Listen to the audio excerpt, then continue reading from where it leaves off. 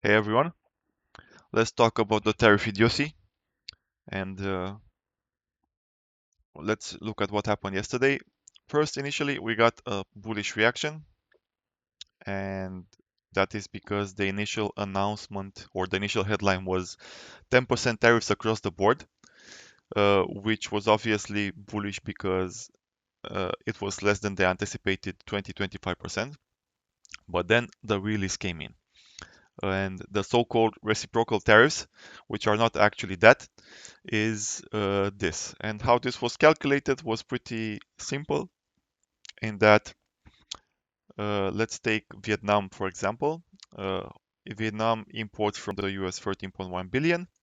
United States imports from Vietnam of 142 billion. And what they did was 142 minus 13.1 divided by 142 to get the ratio between the two trade balances. So basically, the US imports from Vietnam 9 times more than Vietnam imports from the US. And then they divided this by 2. This is a percentage. So 0.997 is actually 90%. So this is 45.3 and they rounded everything up. So 45.3 equals 46, regardless of whether that makes sense or not. So this is how we got the 46 for Vietnam. And everyone is the same. Basically, it's actually the trade deficit as a percentage and divided by 2. And this is not reciprocal tariffs because Vietnam's actual tariff to the US is 15% or less. This is trade.gov. This is the US's own website which says this. So that number is pure bullshit. And on top of this, even countries that don't have a trade deficit, that the US has a trade surplus with, got a 10% tariff. So that 10% initial announcement was that everyone is getting 10% regardless of the trade deficit. And Brazil has, let's close this one, Brazil has 44.2 in exports to the US and imports from the US 49.7. So the Brazil actually has a trade deficit towards the US, but they got tariffed anyway. Now, another thing here is that because these numbers are huge, obviously, this is way worse than anyone thought, and that's why the market dumped like crazy. That like IWM had a 7% swing on that from top to bottom, like absolutely huge. Like in seconds, this is 40 minutes, so in an hour the market dropped 7.3% from peak to bottom. Unreal, basically. Q's got 6%, SPY 5%, 5% plus. Now, another thing is, yeah, worse than the worst case scenario. Another thing is that uh, China is a special situation. First of all, this 34% is on top of the already existing 20%, 10% from the first Trump mandate, and another 10% from earlier this year. So China was at 20% tariff. We're at 34% to this one, so 54%. But Trump also signed executive order to close the minimus exemption from China. The minimus exemption said that goods with a declared value of under $800 are exempt from taxes. So that's why Shenmue, Xian, Tenmu exploded in because of this exemption. Because small packages like clothes did not have to pay any tax when they got into the US. This is also gone, and that was 20 billion worth of goods that are now going to get tariffed, and they're going to get tariffed at 53%, or I don't know. According to Citi, combining the 54%, so 20 plus 34, plus the removing the minimus exemption, the effective rate on China is 65%, and this is going to have huge impact on trade. Like basically, Tenmu is dead, not fully dead, but I don't think it will be. It increased their cost by 50% at the minimum to get into the US. So I don't think the Americans will buy from Tenmo again if it costs 50% more. We'll see. And on top of this, problem is that Trump is not done. He still wants to do semis, he still wants to do pharmaceuticals, potentially critical minerals. But just semi is enough to screw up Mac 7. Like the problem is not that we got these huge tariffs, but he wants more.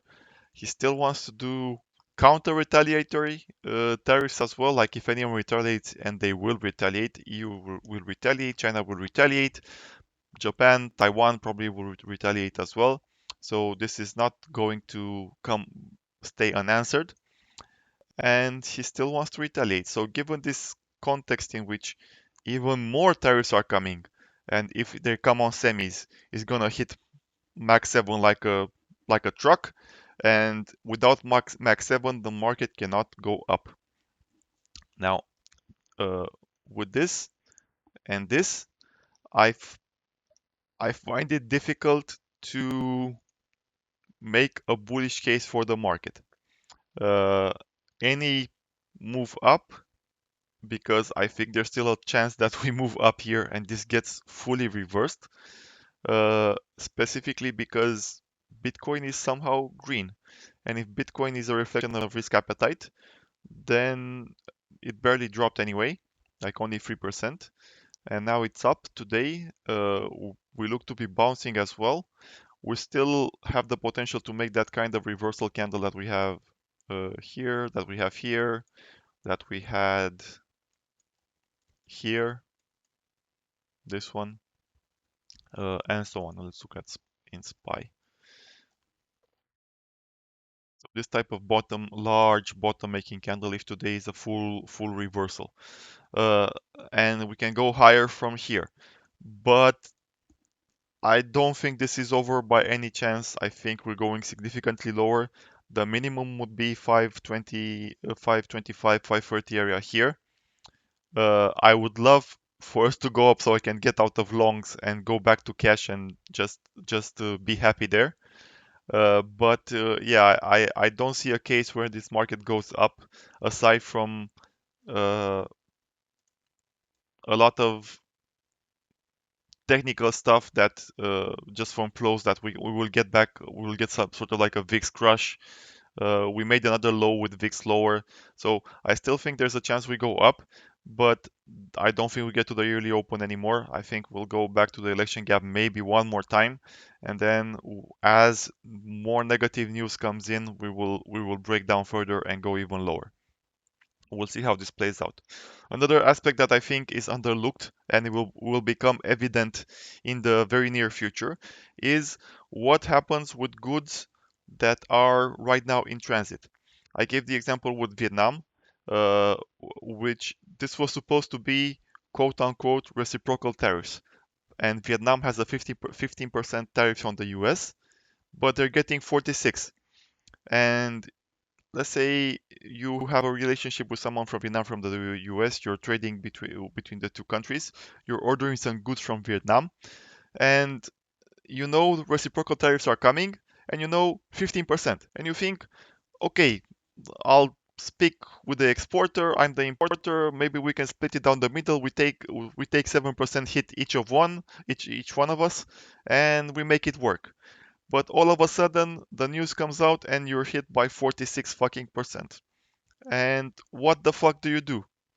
Like the goods are coming. Maybe if they're not very close to the US, tell them to go back home. But that's fucked up as well.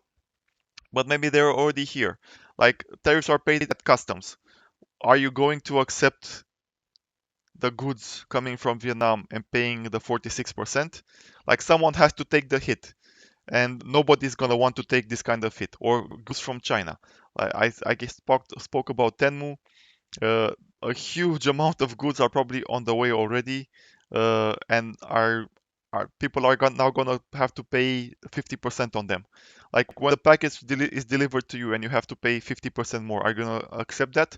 So there's a huge amount of goods in transit that will get stuck, and I fully expect in a couple of weeks we will see news about ships in, I don't know, LA harbor waiting around because nobody wants to take the cargo.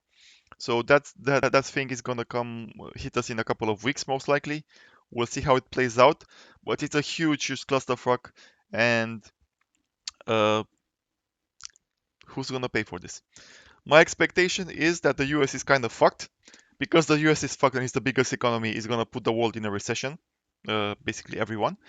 But from a day-to-day standpoint, the rest of the world is kind of fine.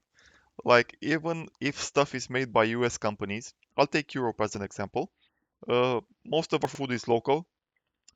Stuff from the US like staples, like I don't know, Colgate, Coca-Cola, Pepsi, Snickers, stuff like that.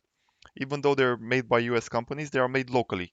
They have factories in each country and they make it locally. So price is not going to increase. Then we have US electronics, like iPhones and stuff. Those are made in Asia. We're not getting tariffs. Apple is fucked though. So Apple, 54% from China, 46% from Vietnam, 26% from India. So Apple is fucked. Uh, iPhones are gonna go up in price in the US, but they're not gonna go up in price in Europe, which is kind of strange. Then US electronics, like I said, come from Asia, so we're not affected by that. I don't know exactly what the Europe imports from the US specifically. Even US cars, like Ford has factories in Europe. Like they won't get affected by a lot of the stuff coming from the US because even though they're US companies, things are made locally.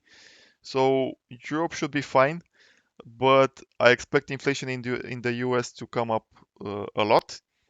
Rest of the world, not so much. Again, not China, Asia has lots of cheap stuff. If stuff doesn't go to the US because of tariffs, it's gonna go to Europe and rest of Asia and at a discount. So I think the rest of the world would get deflation relatively quickly, but the US should get a huge amount of inflation if these tariffs stay. It's a very strange situation. Don't know exactly how it's gonna play out, but my confidence that we will get a bullish move is at a new low. Again, we'll see how this plays out because there still looks to be some risk appetite and all the other conditions that we should be getting. What's 26? Oh, so we're here. So even with the market going lower, uh, VIX is still not making a higher high. So conditions are still for a rally, in my opinion, but use this rally to get the fuck out of longs. Finally, I'll talk a bit about TLT, which has gone higher, but I think I will exit my TLT position. Uh, we'll see how today plays out, but if we get another rejection, I'm kind of losing my confidence in the short term. And the problem is that we're getting a recession almost for sure, but still not seeing what the fuck happened. Fuck. Next. We're still not seeing a sustained move up, and we're getting rejected at these heavy up areas. Uh, and even this got faded. Like initially, this move was a bit lower. It's slowly getting faded at the point where it's supposed to hold. 2-year yields again went down, but they should be much lower. Given the risk for recession that we have now, things should be significantly lower than they already are for yields. Because this is not happening, is the Fed cannot cut. The potential from these tariffs is so inflationary with this kind of numbers that the Fed simply cannot cut. So until the hard data breaks down, I think TLT is kept at the level we are here. And we'll see how it plays out. Obviously, you can do whatever you want, but I'm trimming more and more of my TLT position. Still have like 50% left, but I'm probably gonna cut it down to 25% and leave the rest as a hedge for anything else. Other than that, take any type of move up as an opportunity to get out of longs. because things are not looking good. That's kind of it from my take. Have a good one. Bye bye.